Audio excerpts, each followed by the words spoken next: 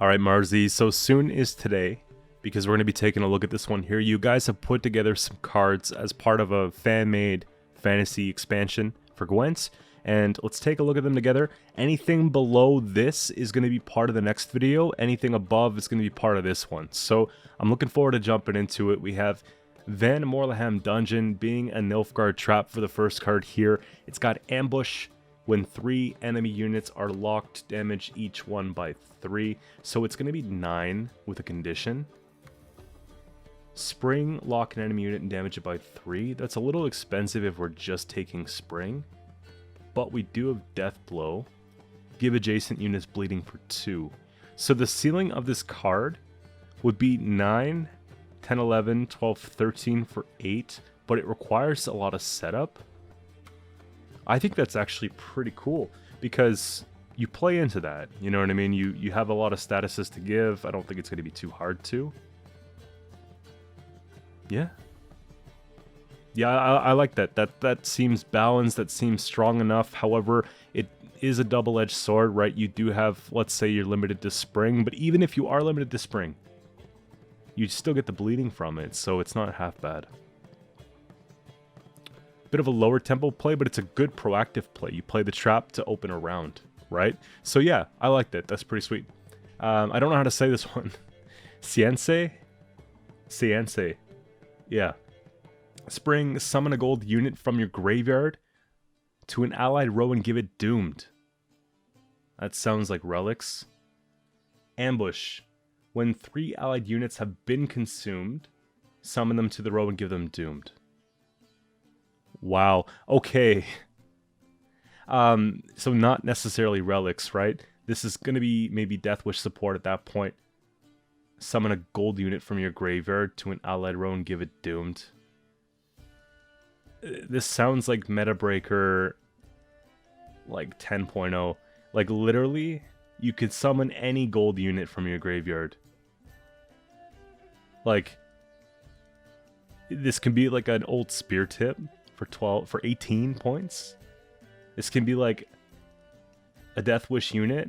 Okay, that's crazy.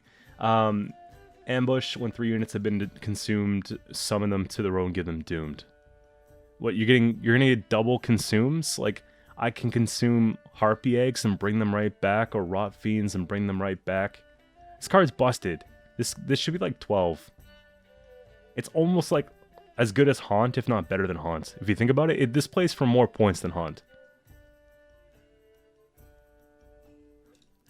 Big contrast between the first one and the second one. This one feels balanced, this one feels scary.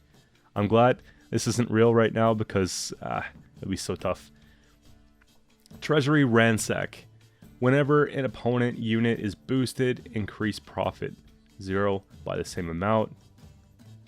Ambush. When value reaches 9, gain profit. Spring, damage an enemy unit by the equal of current profit. This feels really cool, but it doesn't feel as strong as the other one. So we get full bank for 10 coin, or for 10 provision, which is okay, right? It's a little slower. Because what if the opponent doesn't boost? Right? Like, that could be bad. What if you're playing against literally Skellige who doesn't boost? You'd have to find a way to boost their units. And then is it worth it at that point, right? Let's say you take a pact or something, you throw it on the enemy's unit, you're giving them 6 points. And then you're contributing to getting your points back, but this could be very expensive and hard to play. This one could be just busted, and this one is actually pretty fair. Let's have a look at the next one here, Jarl's Burial Gift. So ambush, when an allied unit is destroyed by the opponent, split 10 damage between all enemy units. Spring, damage 3 enemy units by 2. So 7 provision on this one. When an allied unit is destroyed by an opponent, split 10 damage between all enemy units. That's actually pretty wild. So they wouldn't want to remove anything you have, and if they do, they're punished heavily for it. So if they play, like, let's say a Gutting Slash or an Alzur's Thunder and take care of one of your engines, then they're going to be punished 10 for that. Spring, damage 3 by 2. Okay, this one here feels better to me than Treasury Ransack, and it's 3 provision less. But I think this is really cool. What would you play it in is the question. Doesn't matter about self-wound, because it's when the enemy destroys your unit. It would be nice in a Bloodthirst deck, because it really puts around a bunch of pings, right? This could be good in a Dagger 2-blade, or like Greatsword type deck, because you're getting all the pings. Yeah, I'd probably use it in something like that. Arnagod deck as well. You could do like Arnagod with like this and play it like a low unit. Oh, wow. Yeah, that's a cool card. I like that one a lot. We have Academic Lesson, another trap. Good artwork, good picks. Ambush, if an allied mage is destroyed, summon it back to the same row and reset its patience value and order ability. Okay, so this is good support for patience because it's hard to keep the engines on the board right now. Spring, purify an allied mage and give it Veil. I guess if something is doomed, you can purify it so that you can bring it back. Or if it's locked, okay. It's a little specific with what it provides, but that's not half bad. Yeah, I like it. If an allied mage is destroyed, summon it back to the same row. Like, you can trigger this by destroying your own card somehow. And one way that I can think of is, let's say you take an Alzur's Thunder off your own mage on purpose because the patience value is so high, it brings it back. Right? I can go -5 points if it means bringing back patience 10 or something like that. That's pretty cool. Or just if they kill it, so it's pretty flexible. I like that card quite a bit. And we have a neutral, of course, because the game needs more neutrals, right? When your opponent controls 3 adjacent units, give each one bleeding 3, so 9 points. Whether in hand or on board, increase bleeding amount for every special card played until triggered. Okay, so this is one of those cards that you want to get down early to get the payoff, but it's one of those cards that you kind of want to play later to get the payoff. You know what I'm trying to say? So you want to play this one sometime in the middle, right? Now it's 3 by 3 is 9 for 8. You definitely want to play like 3 or 4 specials first and then let this go for like a long round, I think. Whether in, okay, Spring, choose an enemy unit and damage equal to the provision cost of this card, ignoring armor. Wow, okay, so 8 guaranteed damage. You might even take Spring just every time then. So you've got the long round play, and you've got the short round play involved, so this card's not even risky. This is busted. I'd put this in a lot of things. 8 damage, no condition, ignoring armor, defender, gone, right? And then it has the long round play too. This is such a good card. Completed, I know it is. Jeez, it's more than completed. We got Steve. Steve's bringing out Soul the Damned. This looks like it would be in the game, doesn't it? Summon and play a bronze unit from your graveyard to an allied row and give it Doomed. And then destroy an enemy unit and gain Order. Order, repeat, deploy. Every time you destroy an enemy unit, gain a charge. So, destroy an enemy unit and gain Order. Deplete. Okay, deploy. This is kind of wild. So, we're getting a bronze. We're destroying a unit. We're getting a bronze. We're destroying a unit. Am I missing something? When you destroy an enemy unit, gain Order.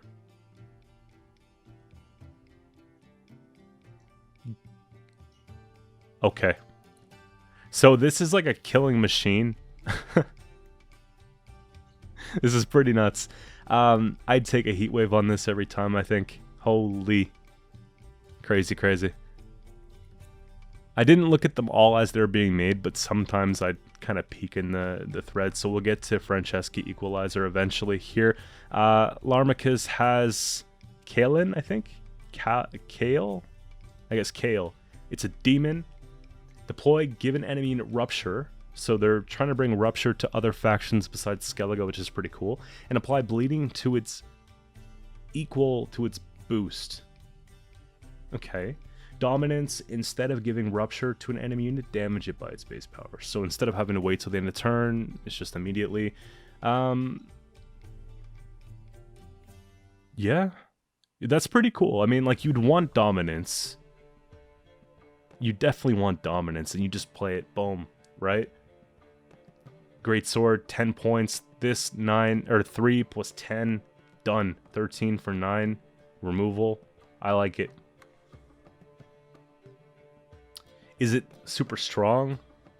Yes and no, because like monsters need something like this. You know what I mean? Monsters need that super control option that stays within devotion like other factions have. It's one of the reasons why monsters aren't always in the tournament setting as much as other factions, because they don't have as much removal that's faction specific. So I like this quite a bit. Plays into dominance archetype. Yeah, I think that this shouldn't be a problem. I think that 3 base power is like a little risky.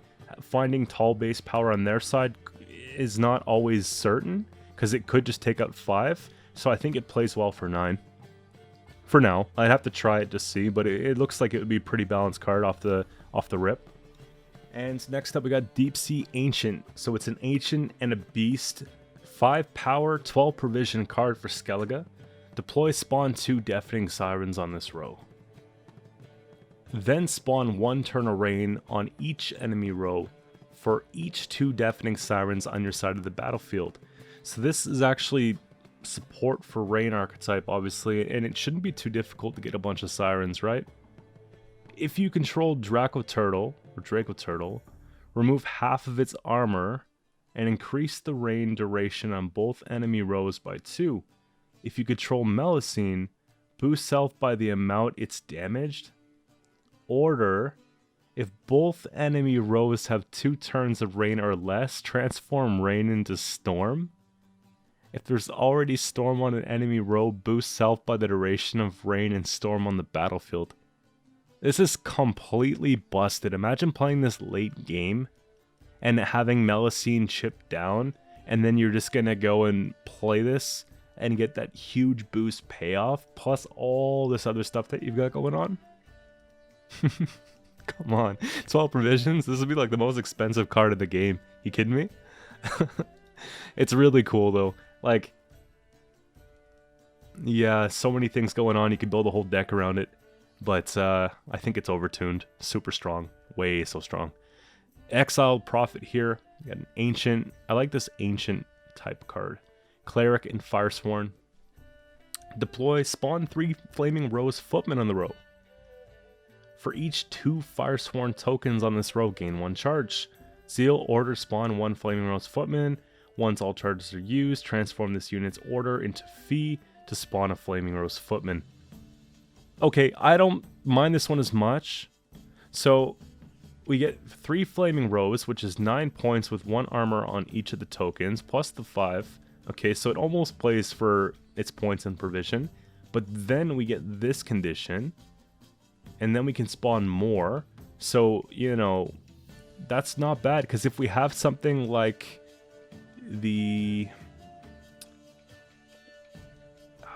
what's that? Lonely Champion that can eat up the tokens to free up board space, this card becomes lethal, right?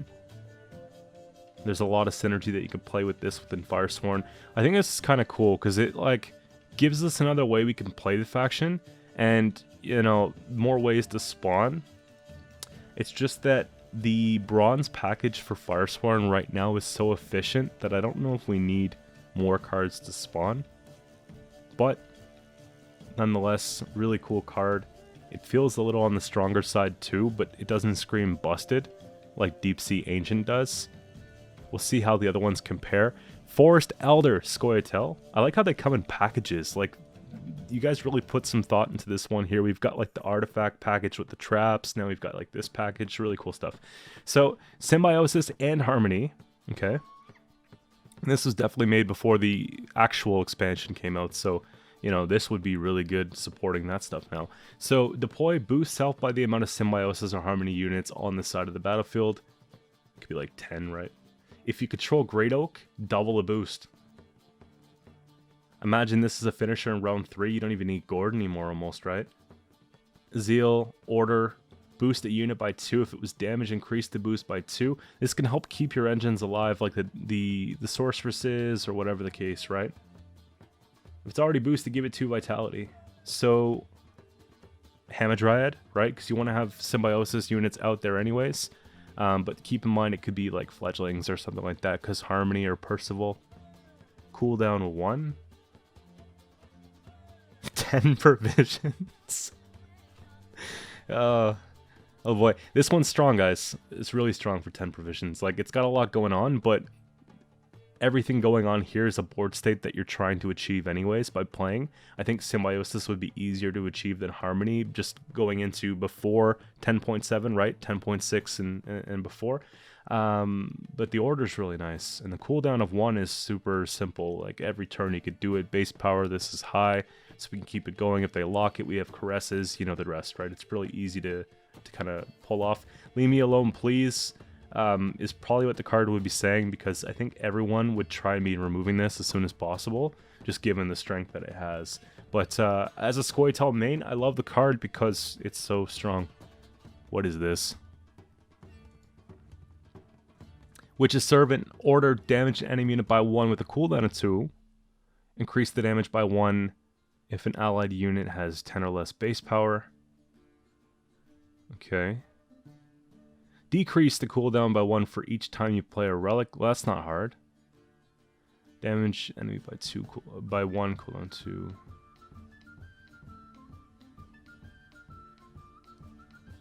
Okay. 1 damage every other turn. Decrease it. It's like a little engine.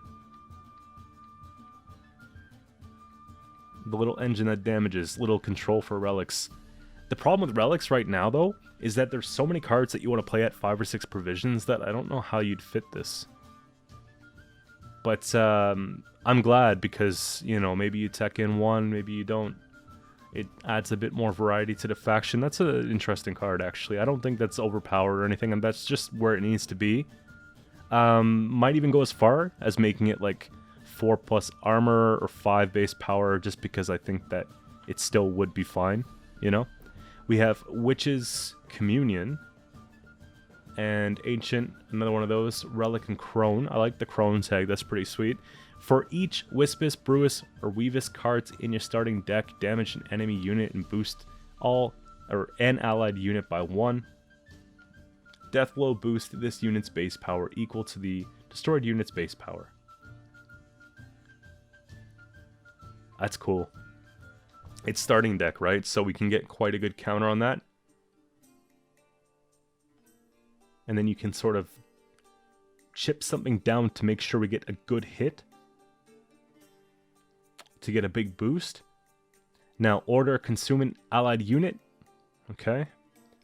Gain charges to the amount of Crones play this game. When all charges are used, damage enemy by 4, and boost one by 4. It's kind of like an ongoing thing, you know? Here's the thing. We want to get a good deploy, because we need to get a good boost. And if we get a good boost, then it'll probably stick around long enough for the order. Then we just jam out the Crones, and then we get the payoff. I think that this is reasonable, provided that it's tough to pull off.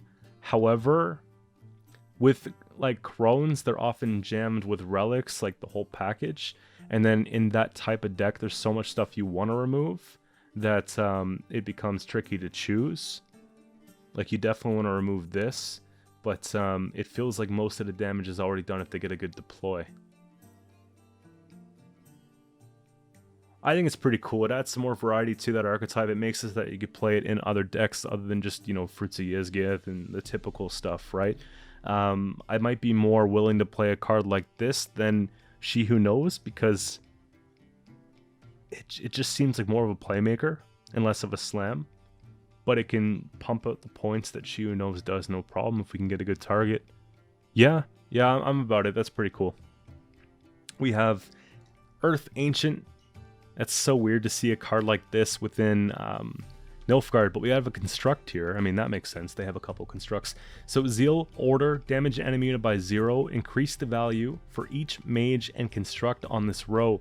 Okay, so it plays like into the whole Blight Makers and that type of play, right? Because you want mages and you want constructs. Those are the easiest ways to get them. If this unit is placed on the top of your deck, okay, summon self from your deck to your row and start at 4 damage instead. So another option to thin, opposed to the Blightmaker, like the Mage Assassin, right? This is something else maybe that you can use if you don't feel like doing that, or if that's already been thinned out some other way. This can play with Tactical Decision Leader quite nicely. It's fairly good priced because it's a thin, it has damage. Yeah, I think it's really cool. Maybe, I'd say maybe we go 8 provisions, but then maybe it's not a good thing because Affan's like 7. So this is better than Affan, I think. Yeah, I think it's really cool. I'm willing to keep it where it is, no problem at all. We have Hell Warrior, yes. Okay, Ancient, Cursed, Spectre, Knight. If you guys know, like before the channel was sort of built up a little bit, I used to play Revenants all the time. A lot of my early videos were Revenants videos, my favorite archetype from back in the day. So seeing something like this makes me pretty happy. We have remove all order abilities from all Revenants on your side of the battlefield. Zeal Order, damage an enemy unit by 0, increase the damage by 2 for each Revenant on your side of the battlefield. Death Blow, spawn a Revenant on a random allied row if there's any excess damage dealt. Repeat this ability by its amount. If there's no space in the battlefield, spawn the rest of the Revenants in your graveyard. Okay.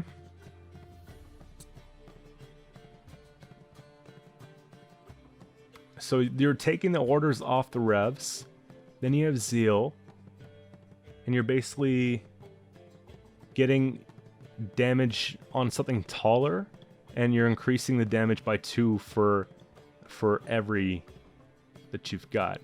And then Death Blow, you get to spawn a Revenant on a random ally row. Gotcha.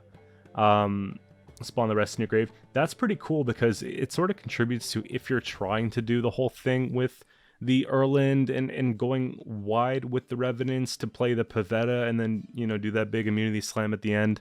I don't mind that at all. Just another idea for Revenants. I think one of the issues with the archetype right now is tempo. So this one doesn't feel like it contributes as much to it. It adds a little bit of spawn.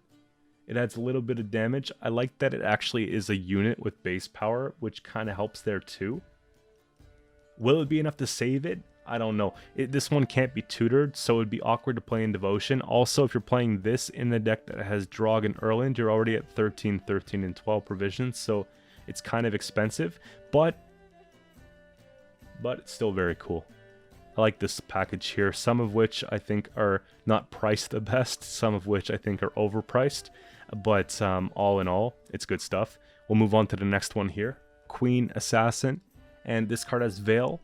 Whenever an opponent's unit gains status while this card's in your deck, remove a counter from it. When the counter reaches 0, summon this card from your deck to the melee row and damage each unit with status by 1.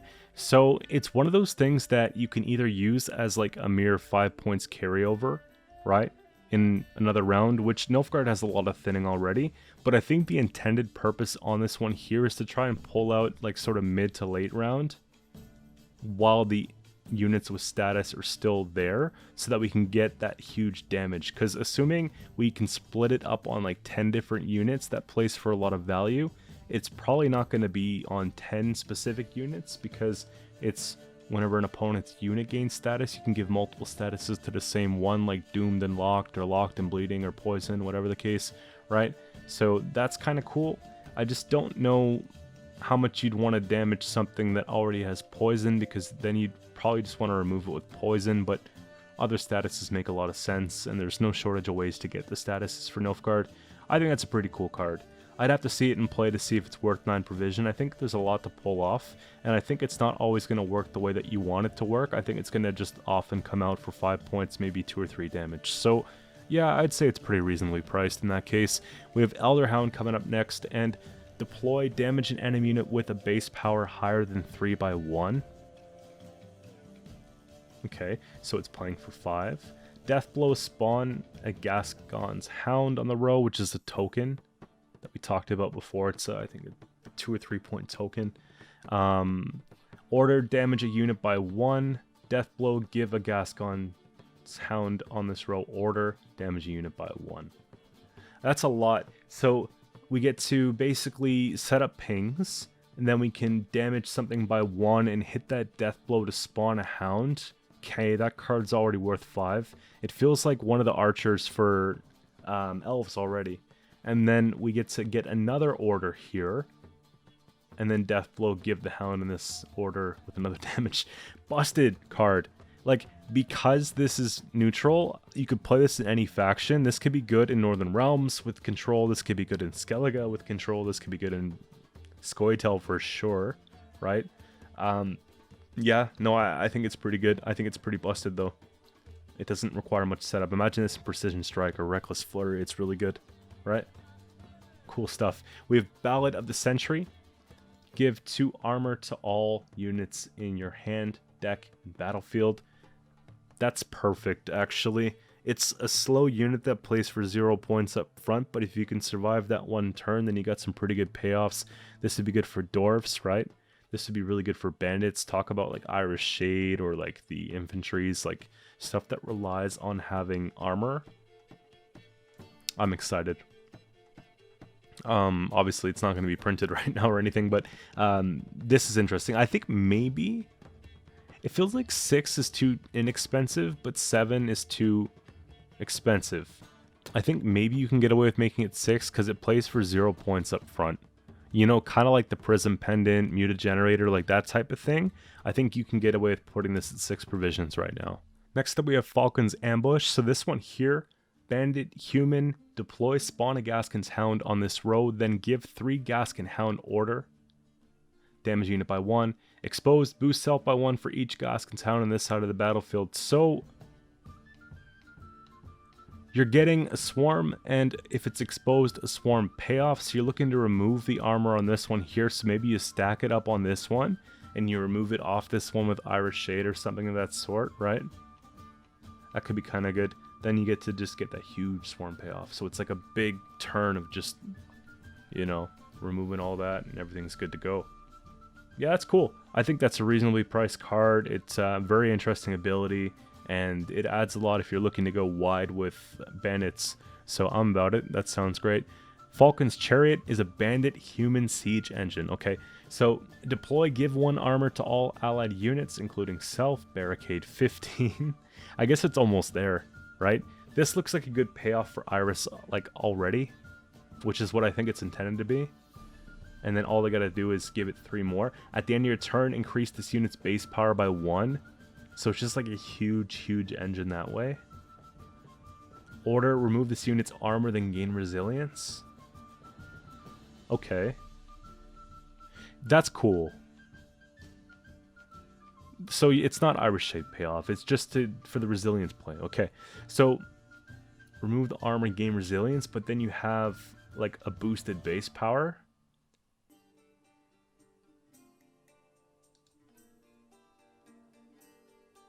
That's really cool. I like that. Super interesting with the bandits. Everybody loves bandits. And we have Meave, ally, human soldier, counter 3, deploy, spawn a Gascon's Hound in this row, barricade 3, so 3 armor. At the end of your turn, decrease the counter by 1 when the counter reaches 0, boost all allied bandits by 1, then reset the counter. Spawn a Gascon Hound in this row, so 4, and then the 7. It's 3 power. Yeah, that's right. So, yeah, 7 plus the armor. I think this could be 9 or 8, because if you think about Meave, like actual Meave within Northern Realms, that one plays for 9 provision right now, 7 base power, and boost all units. So there's no reason why this one here should have more conditions and cost more. Maybe 8 provisions? You see what I mean? Yeah, I'd say 8 to start, right? Rather than 10. That could be pretty good. I like this Bandit package, though. Solid stuff. I just think that they're too expensive. 6. This is okay. This is not bad. This could be 7. You know what I mean? But that's just kind of first impressions of it. Of that we're okay. Order spawn a Deafening Siren in an enemy row. Damage it by 1 and spawn a Witcher student in this row. So it plays into both. Cooldown of 1. And then Adrenaline 5 instead of spawning a Deafening Siren. Damage self by 1. Okay. So we're getting a lot of Bloodthirst on the board, maybe to play into like a Bear Witcher Mentor. And then Adrenaline 5, I guess you would just damage yourself so that you have more Bloodthirst. It doesn't say, like, I'm assuming you get the cooldown, so you keep damaging self. Maybe so that you could take a restore or something like that on this card at the end of the game. Which wouldn't be a bad payoff either. That's a pretty unique and interesting card design that would maybe support Skellige Witchers, right? I'd be willing to see that in play. That'd be pretty sweet. Valerius is a human. Deploy, look at the top 3 units in your deck and summon one of them to an allied row. Then look at the top 3 units in your opponent's deck and summon one of them to an enemy row. Okay, so you can bring out your tallest card and then you can brick their play. If they have a King of Beggars or they have part of a thinning package, you could essentially ruin that. And you can just point slam a huge card on your side, let's say a 10, 11 point. This feels like it should play for more than 10 provisions. Like 11 or 12. And that's not even having tried it. But at the end of the day, maybe you're pulling into engines on your opponent's side and you're bringing out something with order or engines and it might not be that great. You guys know I love these type of cards when I'm playing them, but I don't like them when I'm playing against them because it just always works against me and I'd be terrified to play against this card. But interesting nonetheless. We have Vincent Van Morleham Blood Hunter, another aristocrat vampire dual tag. So we have monsters and we have Nilfgaard. This would be a horrible mirror match. You think it's good until you play against Nilfgaard. Now, copy all statuses from an enemy unit to another unit on the battlefield. Whenever an enemy unit gains 1 or more statuses, give it bleeding equal to the amount of statuses gained. This unit's bleeding does not trigger its ability. Okay. I feel like it's going to be better for Nilfgaard than it's going to be for monsters, actually. You know what I mean? Because you can do a lot of copying statuses and transferring them. And then you have that engine value. The negative side is that it's hard to keep this card going at 4 points. You'd have to slam it behind a defender and all that, or use something to boost it up. So I think it's reasonably priced card. I think it's really interesting that you can play it in both sides, but again, most of the play is probably just going to be on this, because copy all statuses of an enemy onto another. I guess you could stack bleeding on one thing, and you can just move it to something else and have the flatters on the board for monsters, which would be really good.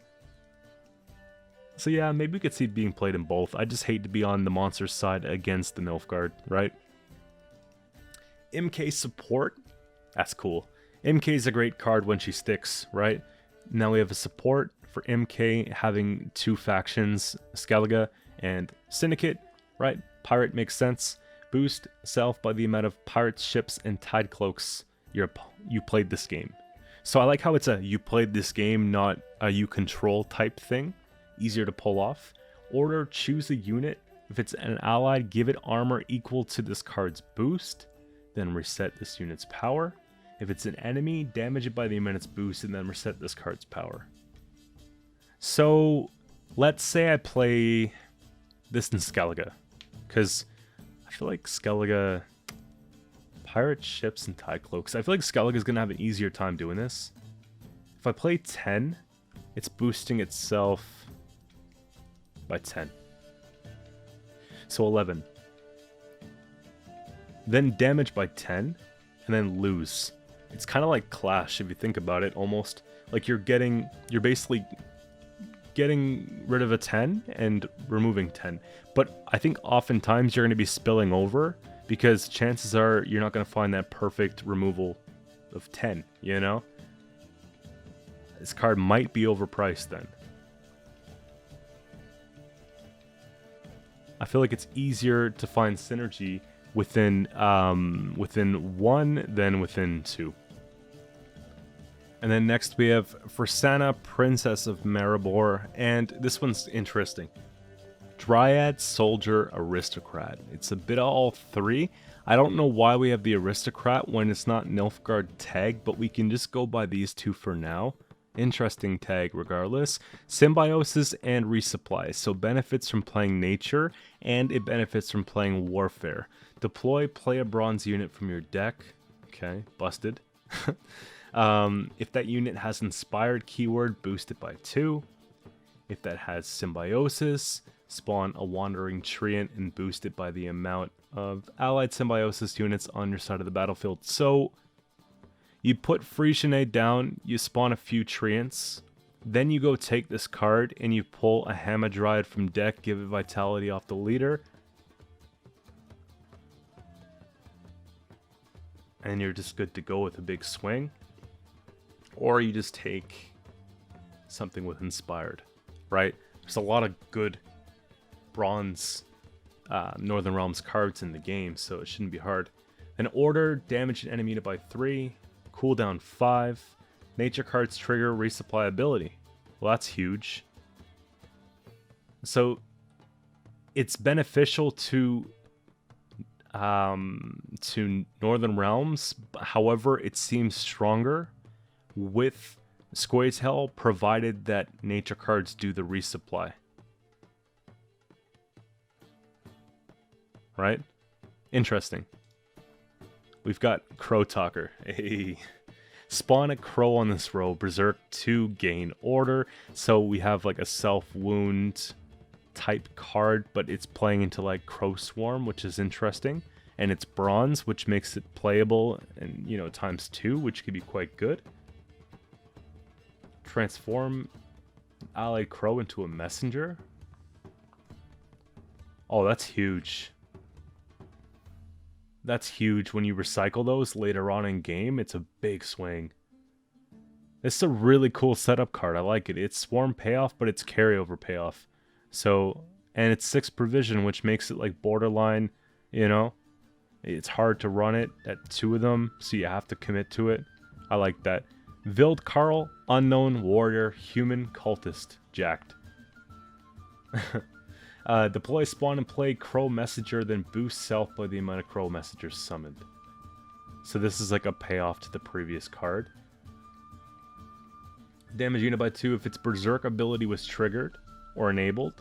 Boost this unit's base power by 2. Well, this is perfect synergy, right?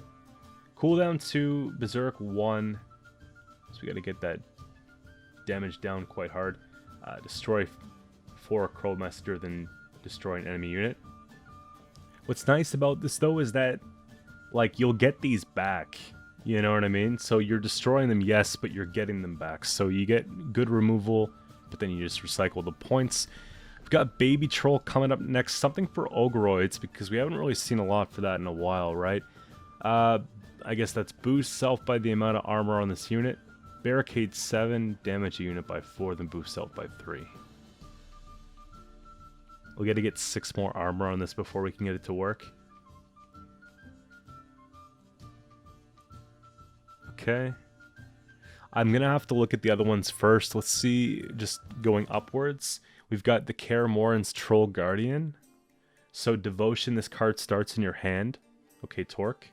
If this card's in your hand, give 1 armor to self and a random Ogoroid in your hand whenever you play a special card. So you're going to be doing a lot of specials in Ogoroids, apparently. Deploy, damage a unit by its armor, by this unit's armor. Barricade 6, destroy an enemy unit. Barricade 10, destroy a card on the battlefield. So what, a scenario? That, like, you have to build it around, like, a deck around this card, right? Like, you're going super into it. You're playing tons of specials. You got these going on that help, you know, support this directly. But at first, it's very slow, so the payoffs have to be very strong. I think it's a really interesting mechanic, just trying to develop this. You know, destroying an enemy obviously is kind of scary, especially when there's ways to give armor to things in hand, like the bandits, right? Barricade 10, destroy card.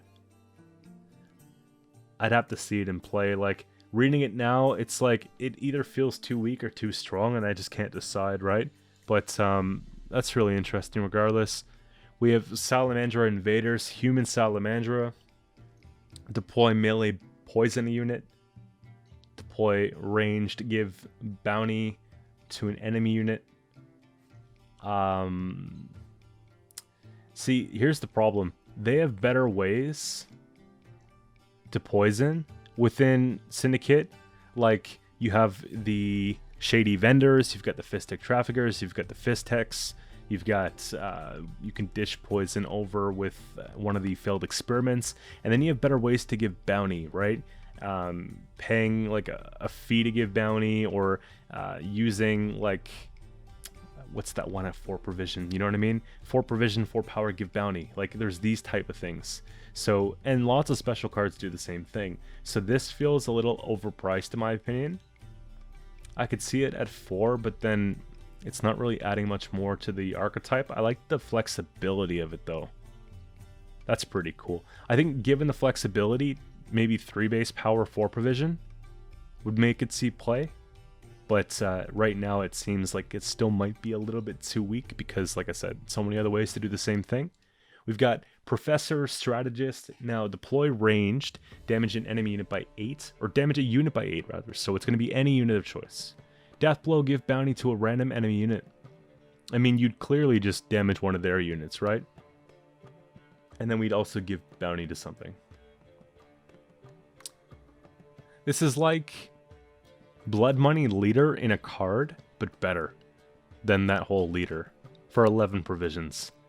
So 3 with 8 points of removal and then a bounty. So this is playing like 8-point removal. Let's say it's playing like Becker's Rockslide with a body. That already puts it at like 9-10 provision value, but then it's giving the bounty, which oftentimes at this base power you're seeing 4 provisions. So I'd say this plays more like a 12-13. But I'll settle for 11. I think you'll just find this card being placed in many things that it doesn't need to be in. Like, it's not going to be a direct support for bounty, it's just a direct support for Syndicate. So, either way, still cool, right? Doesn't rely on devotion or anything like that. This actually might be better than Junior. Assuming, like, it's not elf meta, right? Good stuff. But too inexpensive. It needs to be nerfed ASAP. Rafford Scout.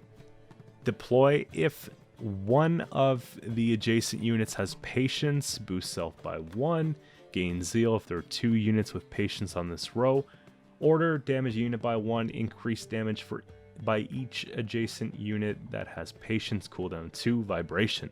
So new keyword introduced here, vibration, decrease order cooldown each time whenever you play a spell. That's sweet. Yeah, that's kind of cool. It's like resupply, but it's like for spells, you know? If one of the adjacent units' patience boosts up by 1. So 5 points.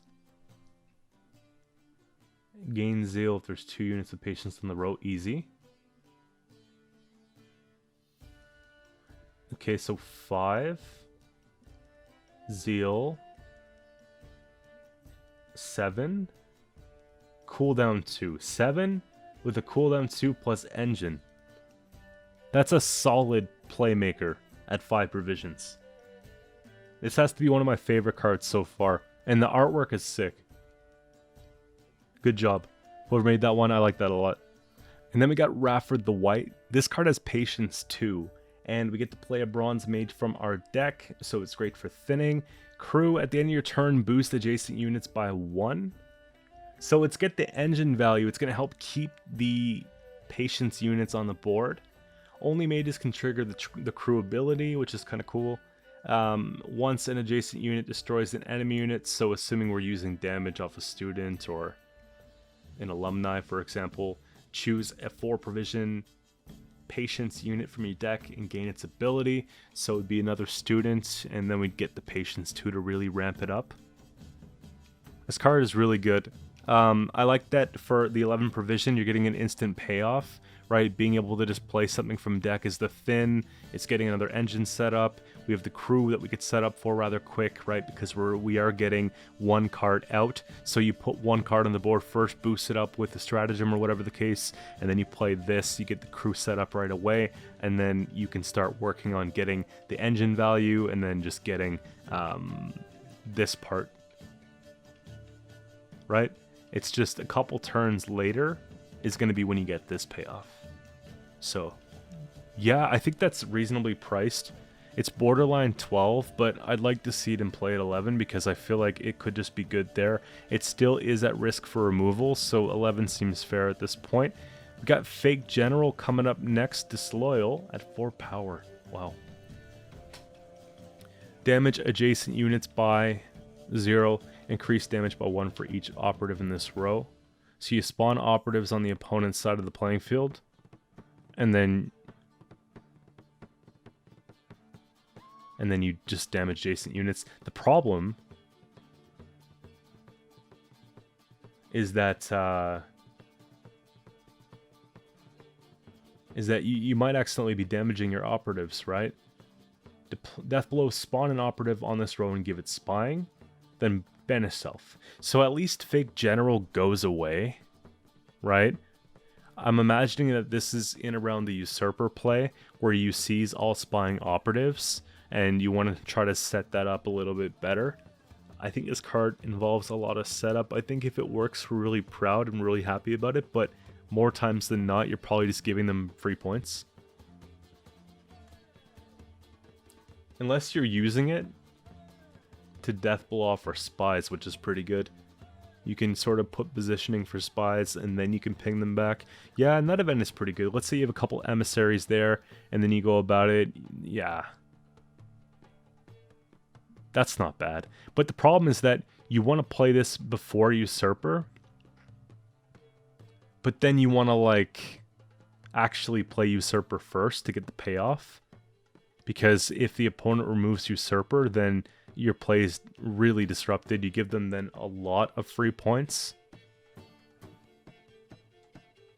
I think that's it has a high point ceiling, but it also plays a risk. You know what I mean? Let's see, Usurper Taurus, Human Aristocrat. It has Veil. Deploy boost self by the amount of enemy units with spying. Boost self by 1 each time an enemy unit gains spying. Okay, it sounds like basically the second part sounds like Usurper. Now the first part sounds like an added bonus. Zeal Order, choose an enemy row, then spawn an operative on that row and give it spying, charges 2. Okay, this is setting up for like a huge Usurper finish, actually. Like these two together, now I'm starting to see it all come full circle, right? This might actually make spying kind of good, you know? These aren't that expensive either. Run a couple of these, run this, run Usurper. You've got yourself a little setup, don't you?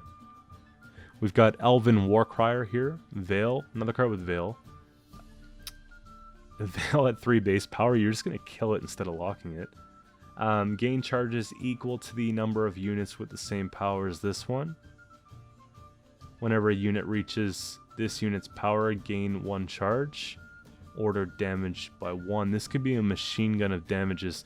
This reminds me kind of Priestess. Right? Imagine playing this against elves, like in a mirror match. You put this down. Oh wait, a number of units with the same power as this one, so it could be played within an elf's deck. You get the whole waylay thing going, and then you play this card. So let's say you have 7 per row or something like that. You know, the rows aren't quite full. 14 charges on this one card. Order damage a unit by 1. This is too overtuned, come on. Think about it, like, you could set this up quite well, and you'll see this being played in every single Scoia'tael deck that maybe runs an elf package. Like, anything that has like the machine gun waylays play could benefit from having this, just because, you know, and that's just thinking about Deadeyes, right? It doesn't have to be Deadeyes, it just has to be a unit with the same power, right? So pretty easy to set up 3. Precision Strike could do this quite well. Opponent has a bunch of 5s, Lacerate or something like that can do it quite well. I'd be scared to play against this card, really. Francesca, Finbar, Equalizer. I guess this is the card that earlier I said nerf it now, please. Let's see what it does. Veil Zeal Order. Choose an enemy unit, then make an allied unit's power be equal to the enemy unit's power. This sounds like, yeah, Ornate Sensor, right? It has Veil and Zeal and Order, so you can't lock it. You're using it right away. Yeah, they have a 20-point unit. We're basically saying, nope, we're going to make our 1 power unit 20 as well. That's... nerf this now, please. Right? Come on, Marzi. That's crazy. We got Anon, Human Agent. Give status to a bronze enemy unit, then transform into a base copy of it.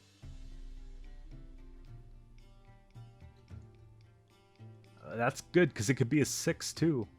And it could certainly be an engine. It could be engine of choice. Choose from Bleeding 2, Doomed, or Poison.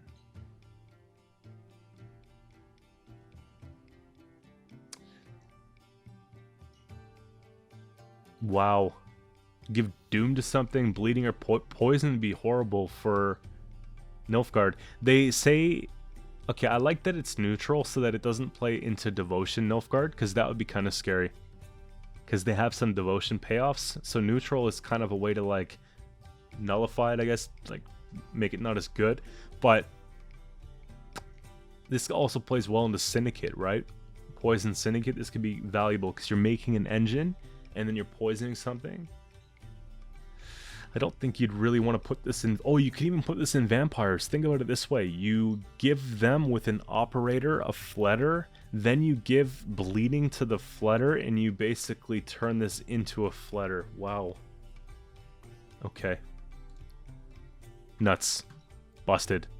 This is scary. It's a playmaker for sure, but I think maybe 6. Because you're getting something... You're getting basically a 5 provision engine of choice plus something else.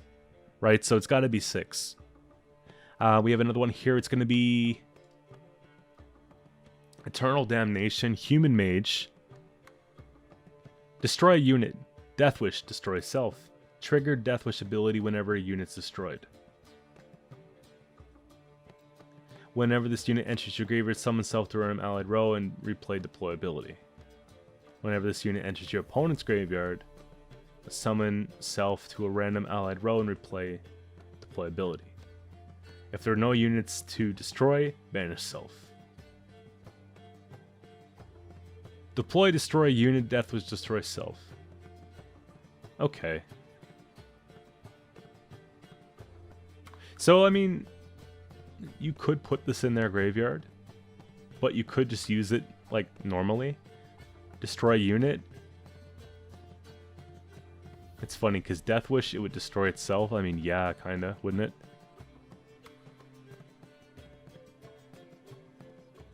Destroy a unit. I think there's better ways to destroy units. But you can just keep recycling it, and that's probably the scary part about it, right?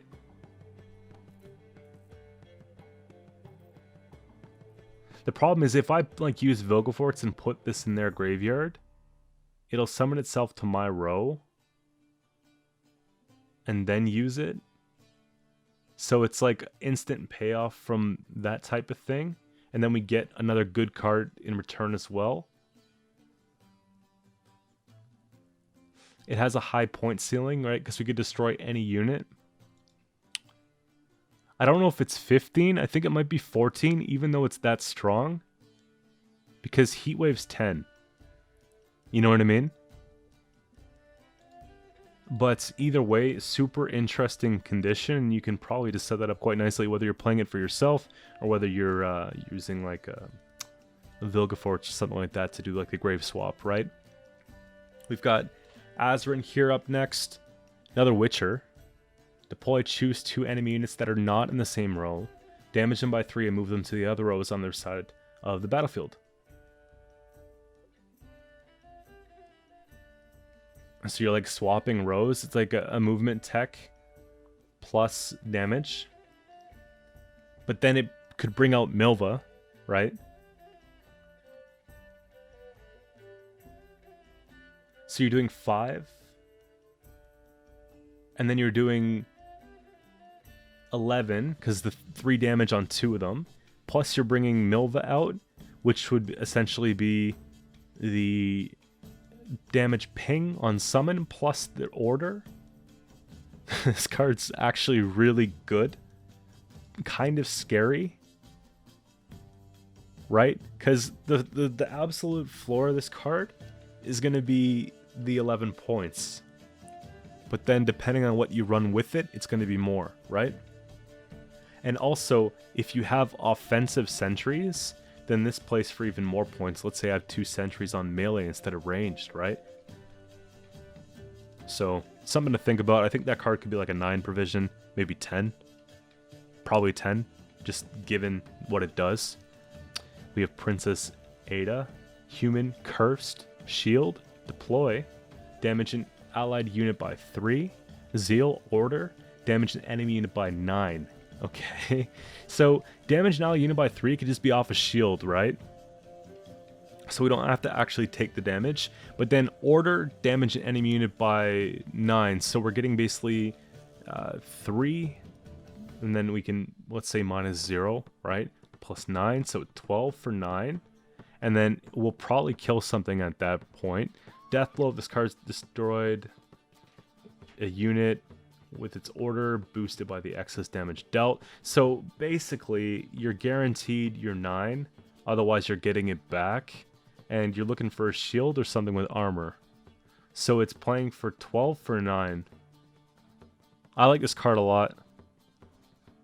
12 for 9 is like, it has enough setup that it's worth it, I think. And it's like, it could be 10, it could be 9, but I think 9's reasonable. And it's nice to see more cursed stuff being played or being made, kind of thing. So then last up here we got Revenant. It's a human mage and occultist. This one looks like it's Nilfgaard, right? Legendary 7p. Destroy an allied unit. So it could be a token, it could be a spying unit, whatever the case. Zeal, Order, lock 2 enemy units. Imagine having 2 locks off 1 card. I guess it makes sense. You have to kill something minimum 1 point on your side, maybe probably 2 or 3 though. And then you're also getting 2 locks off it. If this card destroyed a unit with its deploy ability,